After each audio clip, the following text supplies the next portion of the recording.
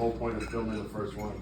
Yeah, Because now the next time that we film is not the first time anymore. No. It'll be the second or third. But we just killed an hour and 40 minutes. That's what I'm saying. And we're just like eating. That's what I was about to say. Yeah, that's dangerous. It's very, but we hit. We went deep. Like that's hard. That's Bro. like that's we went into deep depths. That's what I was telling you, bro. We went fucking deep. Like that's what I was trying to tell you, bro. Like, if I could tell my 15-year-old self that video, oh, game over. like it would save me 10 years of pain. He's like, 10 years of pain. Like literally 10 years of pain. But no, it's like the funny thing about like I said about podcasts is when you watch it over and you're like, oh snap, like yo, like, and you actually start to get revelations about yourself. You're like, oh snap, like I didn't pick Did up. I ever get you a water? No, let me grab water. Sorry, because I got hydrated for tomorrow. But it's like you're like I never thought of myself that way. But I don't know, man. It's very important for you to. It's called metacognition, thinking about your thinking. that's honestly what I'm in right now. It's called Mindset Mentor. I got Rob Dial, and he's like talks about about your thoughts and like talking about like our pathways and how if like you're like sad, instead of like asking questions, why am I sad? Be like, who do I have around me that loves me? Who could I call right now to support me? Like when you're in those like frustrated, sad, anger, depressed state, ask better questions, because he was talking about how your brain automatically goes to answer any question you give it. So it's like, I'm depressed. Yes. Why am I depressed?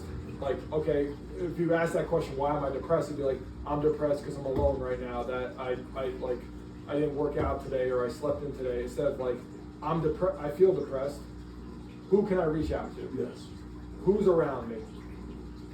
Did I exercise today? Did I eat enough today? Did I hydrate today? Did I meditate today? Did I get outside today? Like, it's really interesting of how like when we go into those like negative states, of how we ask like these questions that your brain's gonna answer, but they're not good questions. Like, I'm pissed off, 100%. and it's like instead of saying like, why am I pissed off? It's like, how can I be above this right Also, what triggered me to get to this point, or what period of my life is causing me this angst and stuff like that. So you can break the cycle. Interestingly enough, a lot of people I think it's interesting, I've read a lot of books. I started, reading or actual audiobooks? Which ones you? Actual reading of books. During COVID, I read 100. 100. So, because I think I saw a study that average American reads 3 or 4 books a year. Something crazy like that. So I set a goal to read 100. I ended up reading 125 books during COVID. But the funny thing about all the books, guess where it all led to? The Bible, dude.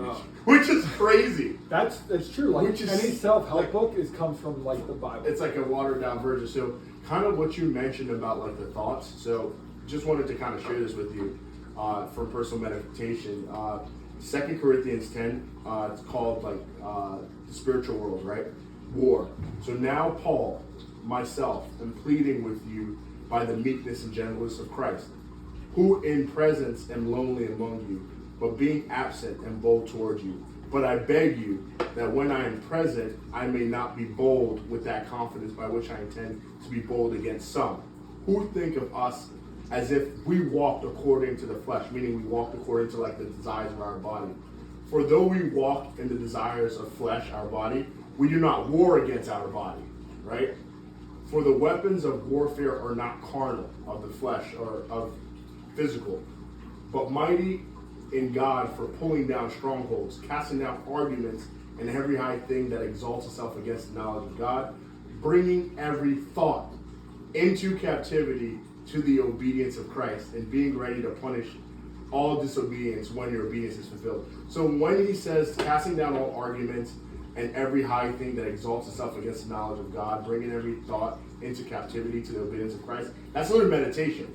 So literally is you sitting down in your mind and being like, oh snap, depression is not something God wants me to feel, because he wants me to feel joy, right?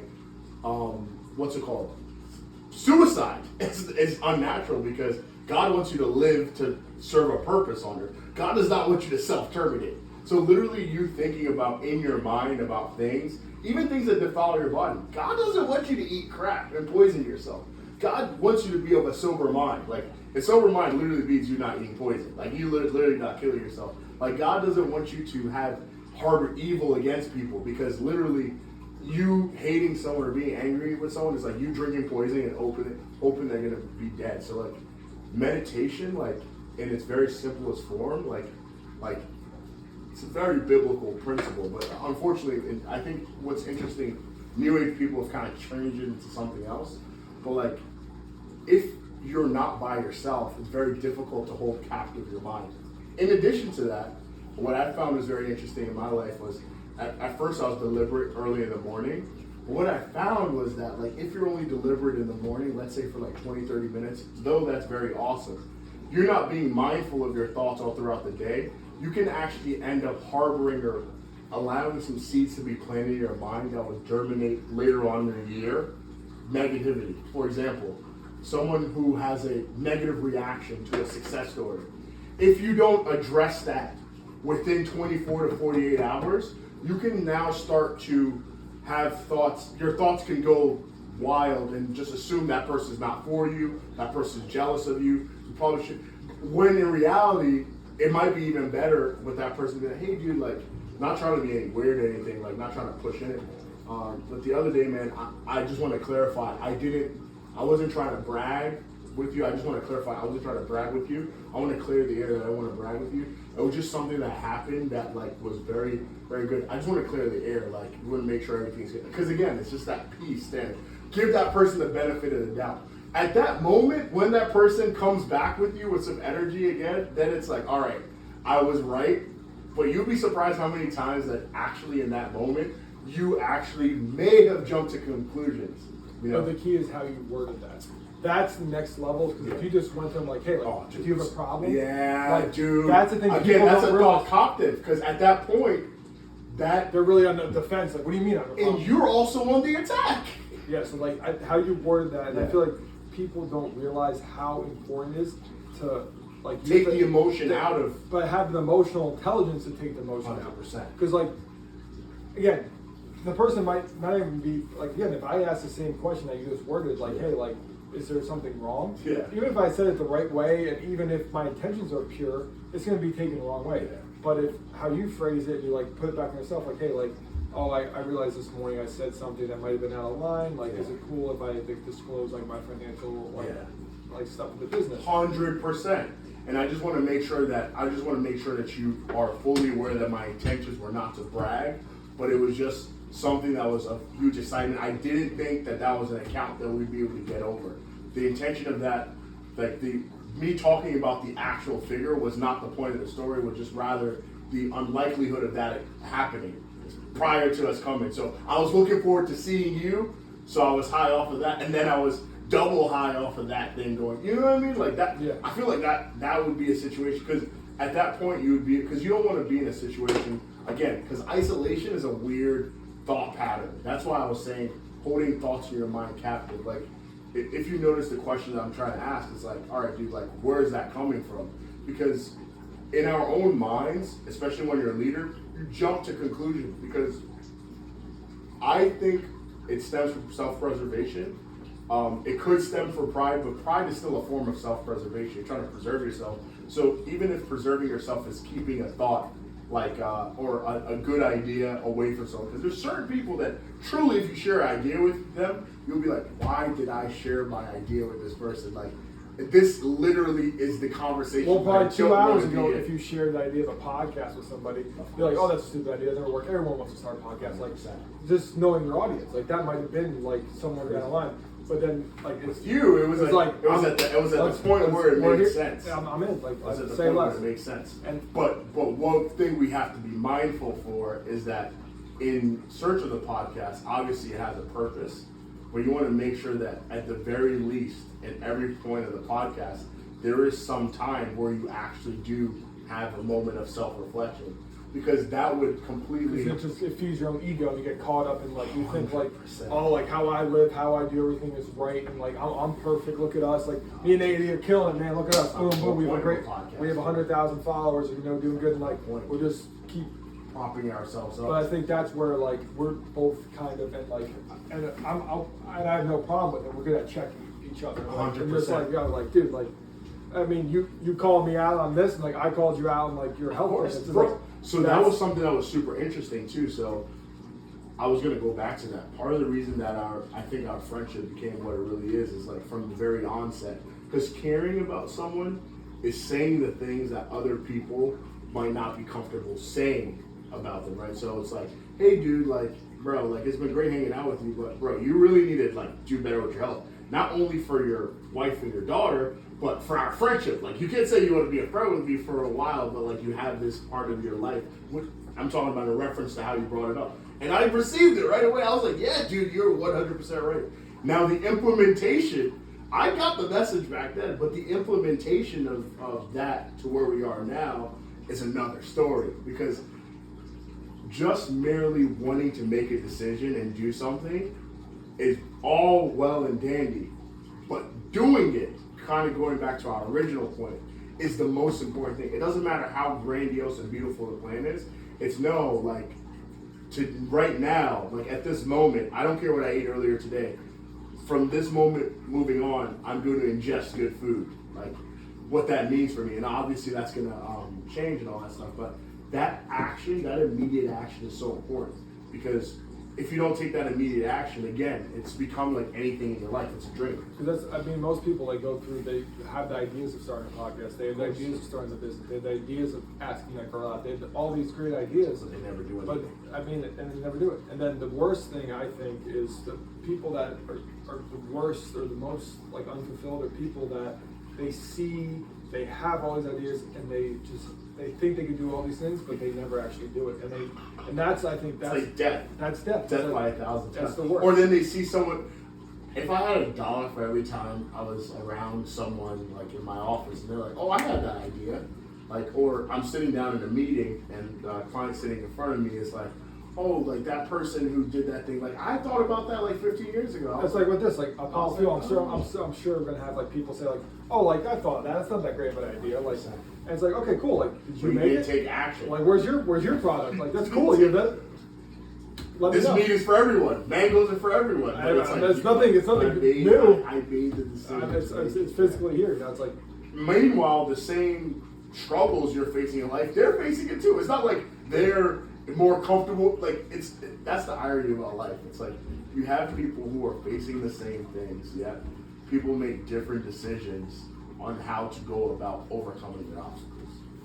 and I think something that we're both, why also I think this podcast would do well, is we're comfortable with ourselves enough, and we're not afraid. I think we're not afraid of success in the sense of judgment. Of course, no, not And at I all. think not a lot at of all. people are scared Of of course. failure and they're scared of judgment. But I think we're both comfortable enough in ourselves that we're actually not afraid of failing No, or absolutely afraid not. of being judged by people. I would not be a salesman if that was Yeah, the case. I don't care. Like, because like my viewpoint is like people are like judging us or like saying, oh, like That's they suck. great. I'll be like, It's free press. it's free press, and that means we're doing a good job. We got haters, we're doing good, man. If someone is taking time to say, like, I hate on can't us? believe he said that, that's fantastic. That's what you. If I should be happy if I get 100%, haters. You're like, 100%. we got some haters, man. That This is sick. actually Means we're promotes, doing something. That actually promotes the We're- cause better. It means we're actually doing something because people actually care enough to hate us. They're like, oh wow, like they're it's internally like saying like, oh, like I could do it better or something. Which and, is good.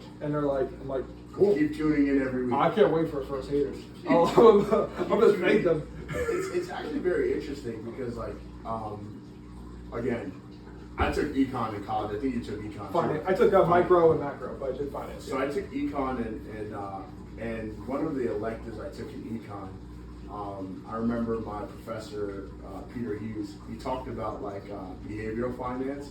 So he was like, this whole idea of keeping up with the Joneses.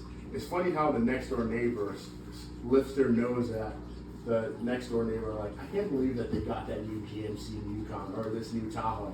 The following year, they get the same exact car with their bonus. So things that people dislike the most is what they actually want the most, which is actually very interesting in human nature. Because like you're right, they realize that they're not doing it. So first part is your direct indictment to them not taking action to their own goal. And then number two, they know deep down they could do better, which is true. They could do it better. And that's the thing, we're not perfect. But We're far from perfect. But everything is better when it's in your head. it's the difference is people take action, because that's the thing. People think like, oh, this person's so much smarter. This person has all like, oh, they have this much time. They have this. No. It comes down to just do it. It's We the all- simplest we- thing is just do We it. all at the same time. Arnold Schwarzenegger said it the best. He said that so he would work 5 hours out of the day. So The first man of all, was laying bricks. first of all, he slept 6 hours a day. So let me do that math. So 24. Let's see how much this 4 hours a day. 24 hours minus 6. That's 18 hours. He would work out for 5 hours, and then he had an 8-hour work shift as a construction man, and then he went to acting classes for 5 hours. That's his whole day. He never wasted an hour. This guy became the governor. He went from Austria, like. He would have been a president if he could. Yeah, if he could, he definitely would have. At the way that he was going. Yeah. Very fascinating. But I think that's another thing to kind of explore, like the deliberate action of like, waking up every day and just being deliberate. But there's one thing that is very evident in someone like Arnold, or a lot of people that are influential people, how aware they are of their own thoughts and how they're able to understand and empathize with others. Because again, if you're trying to provide a service or a product to a vast body of people, you need to understand what makes them tick. You need to understand what they're looking for. I think in kind of like the idea that you were kind of talking about, not to go too much in detail, but like, obviously understanding the demographic of people, sharing with people that, you find an influence with that are in a different influential space, and understanding, really allowing them to really refine and share with you more about either a particular demographic or where that particular product would be like beneficial. Super fascinating, because you don't have all the answers, but empathy is definitely, I think, a good thing to learn in the whole process.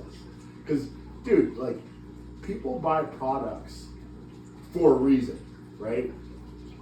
It can be an ideology, it could be a point they are in their life. But when you consider a subscription-based service that is not dropping off but consistent, you're really appealing to a lifestyle. So a discipline, a habit, Consistency. Yeah, it's like that's super fascinating to really unpack if you really think about it. Like the fact that, like, you're trying to find a service that's comparable to Netflix, but in its own kind of sphere in their life. Like Netflix has XYZ hours. Your product has maybe 5-10 minutes a day, but it's equally as important to have that monthly subscription that is high enough that it keeps them, they see the value in that product, but it's not overly high that you eliminate, it's a barrier to entry to a lot of people. Very fascinating concept if you really think about it. And the thing is, like, it's a totally new space. So the only way to, again, trial it out is like, Just do it. this is just do it. And I think, 100%.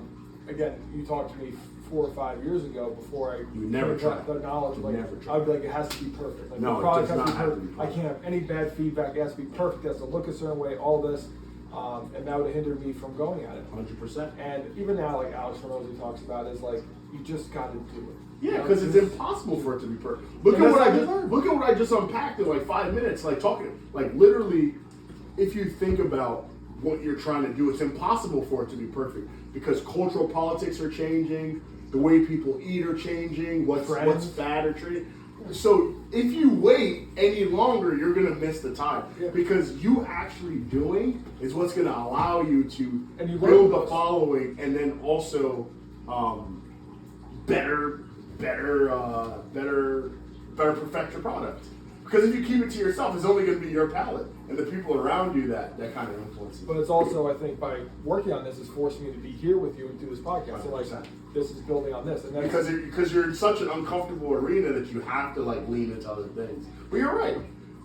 It all goes back to that obstacle, bro. If there's an obstacle in your life or something that's in resistance in your life, if you don't face it head on, you're doing yourself a big disservice. But if you do face it head on, eventually what's going to happen is you're going to overcome that obstacle. That's nice. but you're going to see in other aspects of your life, you're overcoming those obstacles as well. But again, if you stay behind that resistance, that's also going to seep into other areas. Because the thing, resistance is everywhere. It's going to constantly be there. It's resistance to wake up tomorrow morning to go work out. 100%. Because I don't know, maybe your daughter might wake up in the middle of the night or something. And that doesn't matter, bro. Who cares? I don't. She did, bro. Tonight she came by our door. I don't care. But like, you had that mindset that it doesn't matter. But again, you talk to somebody who's starting, they're dude, or whatever, and they're looking for that. They're looking for that resistance. They're already making up the narrative. They want that resistance. Fact, they're asking for that. The narrative is already in their mind. But you're so driven that's like resistance comes. It's not. You're not even faulty. It's not even questioning. It's like no. Actually, you know what? I'm gonna sit her on the toilet right now. That's literally what happened last night. Me and my wife went to bed at a relatively good night, good time.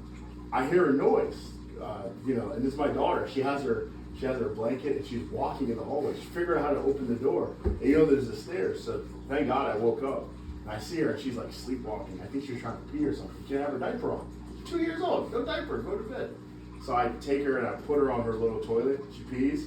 Put her back on her clothes. I'm like, I'm just going to put her in the bed. Because you know what? I'll sleep better knowing that the door is locked and she can't get out. Right?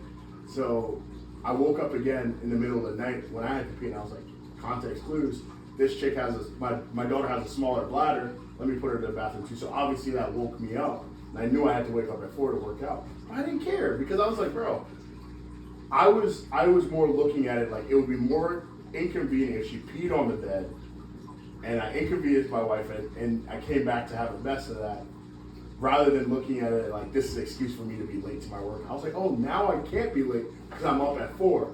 So now I showed up to the gym earlier than everyone else because, like, you know what I mean? Like, I say all that to say. But it's framing it again. It's a mindset. Using actually, you framed it as a win. 100%. Versus another person be like, oh, I woke up at 4. It's a loss. I was supposed to get up 45 minutes. Like, I'm gonna try to sleep for 30 minutes, and then it Screw ruins your that, day. man. Who cares? But that right there, that mindset is something So that important. people got to really focus on. 100%. Because you can have the And it perfect gets deeper. structure, the perfect routine, the perfect everything. But if your mindset's not right, it doesn't matter. Like, you can have the best conditions in the world. And it goes deeper than that, actually, because you mentioned something that's super powerful. We're all going to have challenges in our life, right? And there's always going to be resistance. So, prime example is injury. Now I'm like very into working out because I'm so ingrained with the process, and I understand that, like, in order to lose 100 pounds of body fat, I have to burn 100,000 calories.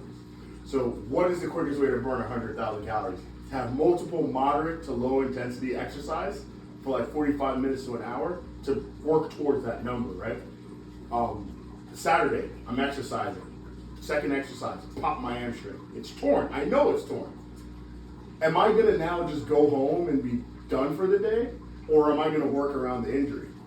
Obviously, yeah, of course. But it's like yeah, I'm gonna work through it because that injury is actually an opportunity. Now for parts like my abdomen that I don't work out enough, my quads that I don't work out enough, I get to focus on that. It's a minor injury, like it's something that's gonna be done in 3 to 4 days. I can either look at that as a rehabilitation and be like, oh snap, like, oh man, like it sucks that happened. But no, I just gotta look at it seriously. Well, I haven't been taking my warm-up seriously. I was on the bike for a minute. I should have been on the bike for 5 to 10 minutes because the day before I pushed myself on it. But like, for me to just be like, oh, like I feel so sorry for myself. Like, oh, my hamstring hurts. Like, bro, who cares, bro? Like, because obviously it didn't matter because I went through the whole squat workout. I was squatting 340 and I did the leg press. Like, everything was fine. And it's like this idea of like, don't give yourself a way out. Like, literally, when you commit to something, lock yourself in a room and don't give yourself a way out. The Rock talks about it all the time. He puts his back against the wall every morning, and there's only way you're going forward.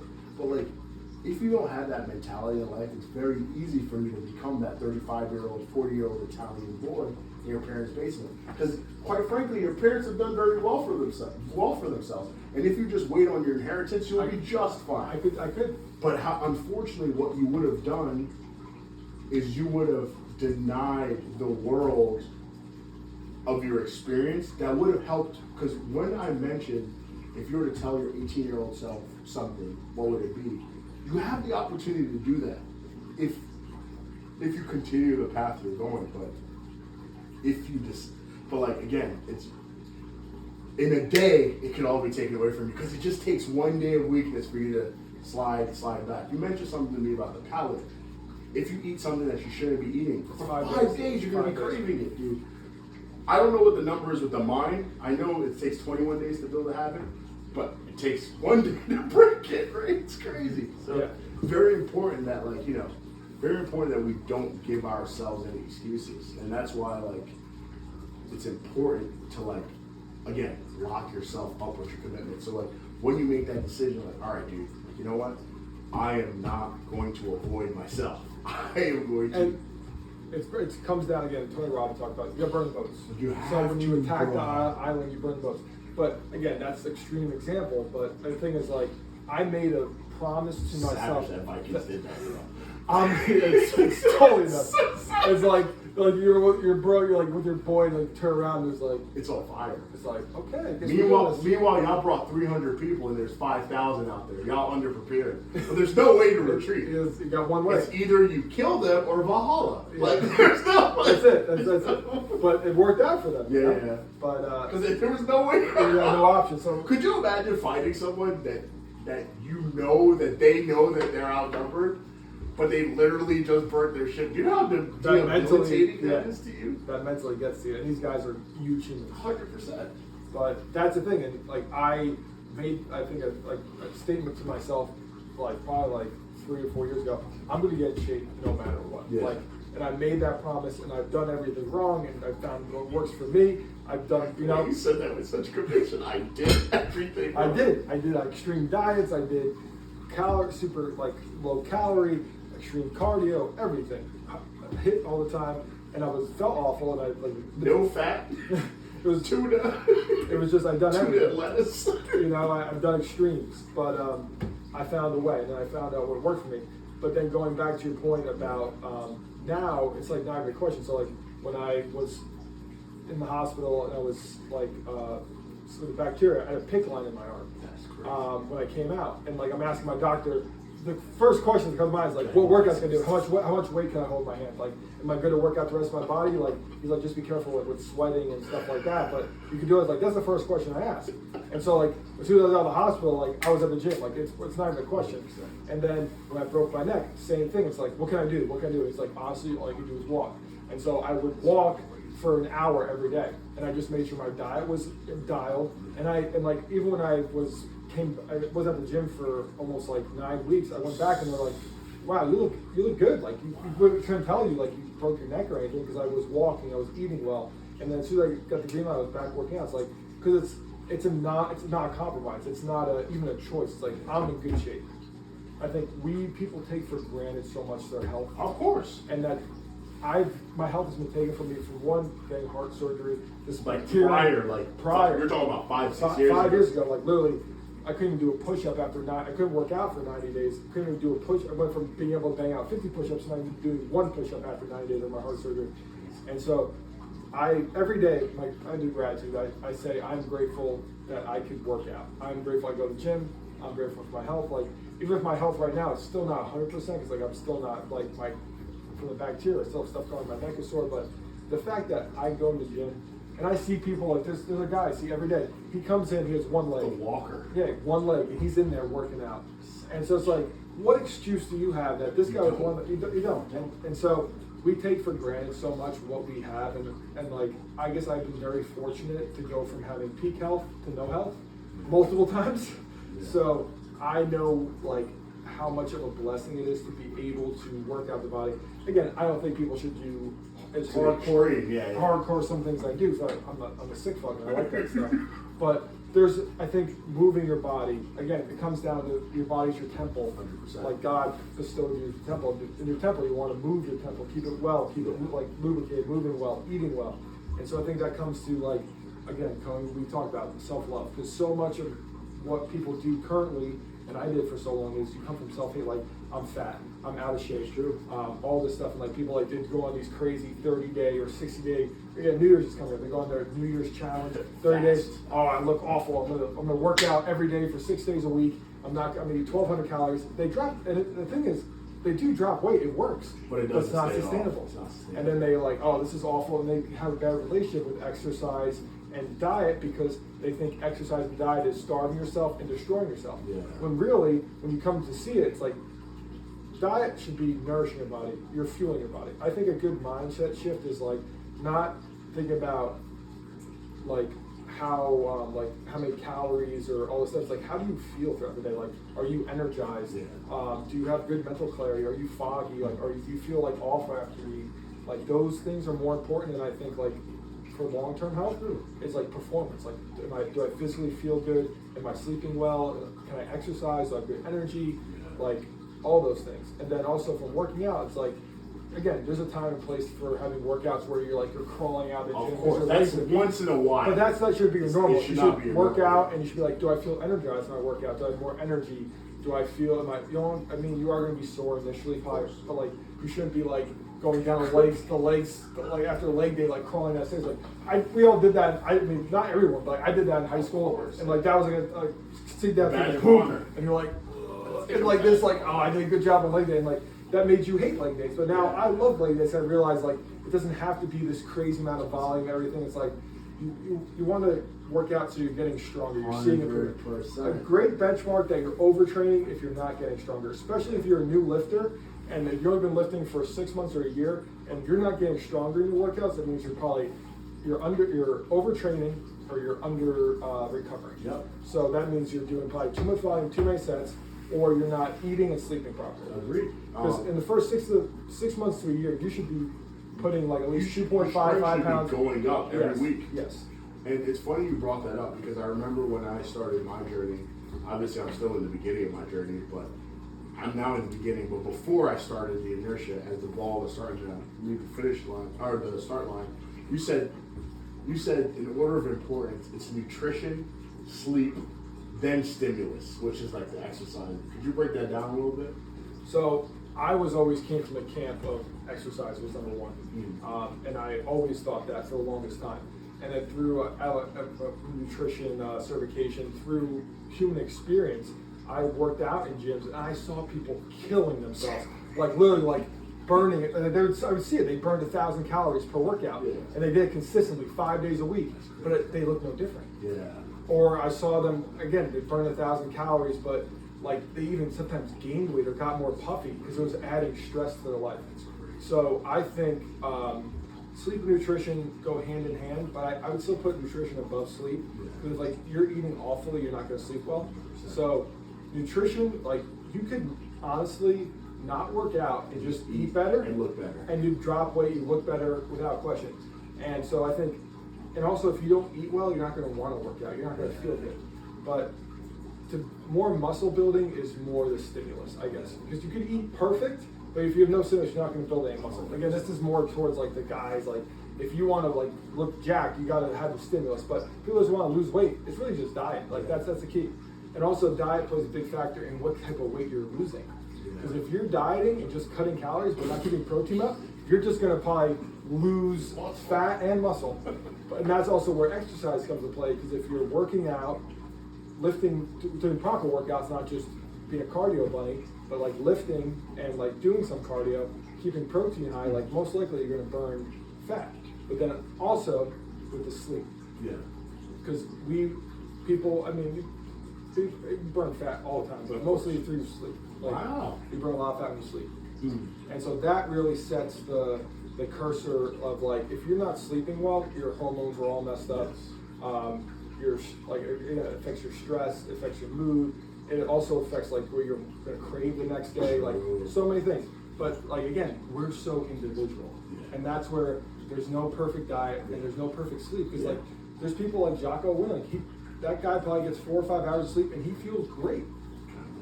And I get, but it's kind of like me. Like I feel like I'm not that way. I can function at a very high level with 5 or 6 hours. Like quite frankly, like you know, and it's even to the point where like even when I try to sleep 8 to 10 hours, I'm like, oh, like you know what I mean? Like it's quite interesting. I also found that, and this might sound crazy, I have to have to have a good week. I need to have 6 to 7 training sessions, which is like crazy to think about. For me to like feel as though like work out. I need to work out like 6 to 7 To times. feel a what week. way? To just feel like I've trained well. Like I work with a nutritionist now, so I send like what's it called, progress photos. So like, you know, like he sees there, and it's crazy. Like when I upped my training to like 5 to 6 times a week, but again, it's low intensity. I'm not trying to kill myself like when I'm in the gym. That's the key. Of the 7 workouts, maybe 2 of them are high intensity. That's Wednesday night and Friday morning. Everything else is low to moderate, meaning like I'm barely at a point where I'm breaking a sweat. Like I'm not even really breaking sweat. Like I'm not like sore. Like I can do those workouts without eating anything and not feel faint, if that makes any sense. Yep. And like I found that is something that, thinking back to like when I was in the best shape of my life, is what I did. Because with track, we'd have morning practice. I would have a lift, then I would have my own personal practice by myself, and then we throw later in the day, and sometimes I would do a lift after. So I'd be working out 4 or 5 times a day. Obviously can't do that right now, but I found that like, you know, doing the 2-a-days, and like, which is what I kind of did in the summer, it's like the best kind of for me. Like I don't, unless I retire early, I don't see myself working out 3 times a day. But the 3 times a day would be, again, having a separate thing set towards core and like cardio, like steady state, like either a HIIT workout or like if I ever got to the point that I was working out 3 times a day, not saying that I won't get there, not saying that I want to, it would be a moderate lift in the morning, like a warm-up lift, so to speak, just to kind of get the body woken up and engaged, so like 25 to 35 minutes. Then there would be some kind of cardio in the middle of the day, and then at night, more of a more serious like lift, like that's more expansive, like, you know, 45 minutes to an hour. Like I would love to get back to that kind of training one day, obviously, like, you know. I don't know, man. It's very interesting because like I actually enjoy the train. Like of all the things in nutrition, the training is what keeps me dialed in because I enjoy the progress of it. Because I don't know what it is about training, but I've noticed that strength is something that just naturally like comes like with me training, and I find it interesting where weights that otherwise would be heavy are like extremely light. Like I'm not even like today I was like 225 on incline and I was pausing them sets of 10, and it was like when I tell you at the end of the workout I wasn't sore, and I'm still not sore. I was willing to get a chest workout tonight, and it's like that is what interests me about training. 'Cause I'm like the food that I eat, the water that I drink, like drinking a gallon and a half of water affords me that process from my body having that like natural capability to just peak on strength. I don't know whether does that make sense to like you get what I'm saying? Like that's what fascinates me about like the training, like that, like just that progress being made and stuff like that. And I think seeing my body get pushed, yeah. And I think that's a beautiful thing about like why I think like training, being physically fit, people getting into fitness is like the gateway drug to like self-improvement. It's true. Because like you see for the first time, you put this work in, you get this result. 100%. Especially with weightlifting, it's just like you see you get stronger, you build muscle. Like it's a gateway drug to self-improvement, I think. And your body changes so quickly, man. It's like insane. Like you saw how I started. Like I noticed my. I see in your face. I see, yeah. And I'm like, dude, I haven't even been doing it that long because I've been eating unhealthy for 5 years. And I've just been committing to a nutritional lifestyle for 2 months, and it's paying dividends. So now the question begets itself is like, because it's so easy. Like I didn't think that I could eat this much food and it would still work towards our like we ate a feast. Another thing, and that's the thing too. I think people have a misconception about nutrition and like diet and exercise. Like they think you're gonna starve yourself and all that stuff. It's not. And honestly, I think again, there's nothing wrong with Starving.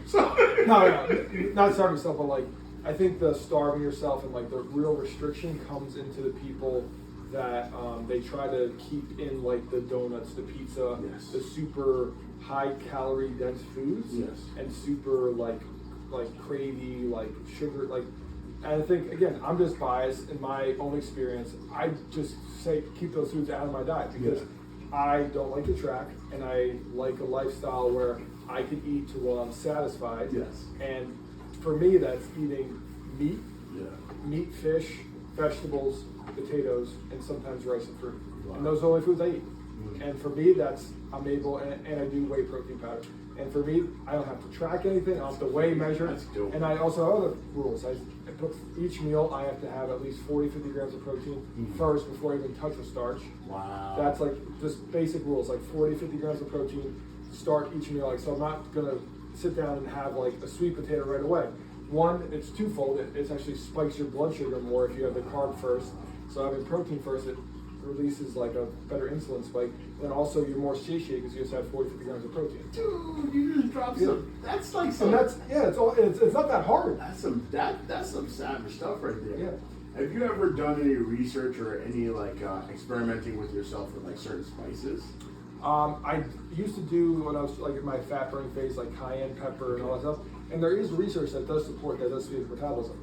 I personally don't like spices because like I have like very sensitive stomach, but there's nothing wrong. I think actually it's also like good for your mood, or it's good again, like it actually speeds up your metabolism. So I think with dry seasonings, if you tolerate them well, there is nothing wrong with that. The one thing you guys gotta look out for is just the sauces. Of course. And even sometimes the dry seasonings, a lot of them have sugar in it too. Yeah, they do. So best thing to do is I say just make sure it's just like dried, like peppers and garlic powder, all that stuff. The reason why I brought that up, I'm not sure if you're aware of it, but nutmeg and turmeric have very high anti-inflammatory properties.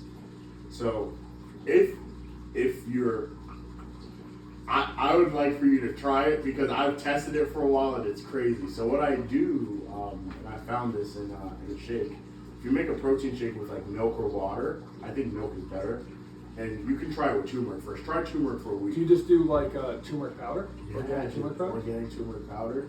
You need it with the fat though. The turmeric's important to take with the fat, so milk is better. Yeah, so with the milk you put it People in the do milk. in the oil, they put the turmeric because I think your body doesn't process it without the fat. I tried to do it with water. I noticed that it doesn't work per se, but I found ways around it. So with the milk, you put the tablespoon in, you add the protein, you mix it up, and you drink it. Do that for a week, dude, and you'll notice like you get better pumps to the gym, and also your recovery is better because when you've been working out for a while, you don't feel sore again, but your joints kind of feel like you're like, oh snap, I pushed it. That all go like you are literally a new man every day. And honestly, working out is inflammation. It is workout inflammation. it causes inflammation. Like that's your body's natural response. So the only thing I would say, Or you're saying that it's not good to combat the inflammation too much. it is to a point. I Yeah. think you want some inflammation. That's why I say taking cold baths after a workout isn't good Yeah. because it's anti-inflammatory. Yeah. So it's like a weird. Again, I think turmeric is not going to kill you. It's not going to kill you. No, but I'm just saying, like, Also, bear in mind you're digesting turmeric, so it's not going to instantly hit No, your bloodstream yeah. right away. But the reason why I say that is adding that turmeric and then putting that nutmeg in like the meat that you cook, because nutmeg goes really good with red meat. Believe it or not, yeah. Just like a tablespoon, sprinkle on your red meat. Dude, add that to your diet. You'll notice like better pumps. nutmeg too with the inflammation. Yeah, dude. It's You ever like- do beetroot? I haven't done beetroot. I haven't explored. I'm still. You see me with the beetroot. He's like, he gets you a pump. It's a vasodilator, I'm assuming. It's a nitric oxide. Nitric oxide, yeah.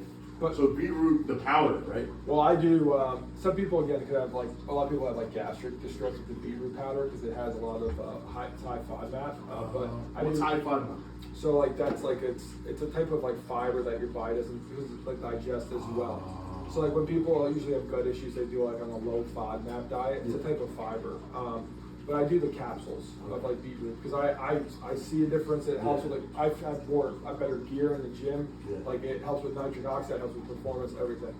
And but the turmeric I gotta get back into. The turmeric is Yeah, like. and I gotta cut this off because I need my sleep, my friend. Yeah, no, I gotta. I think it's 11 But o'clock this is already. great, man. So. Got 12 days. Fantastic.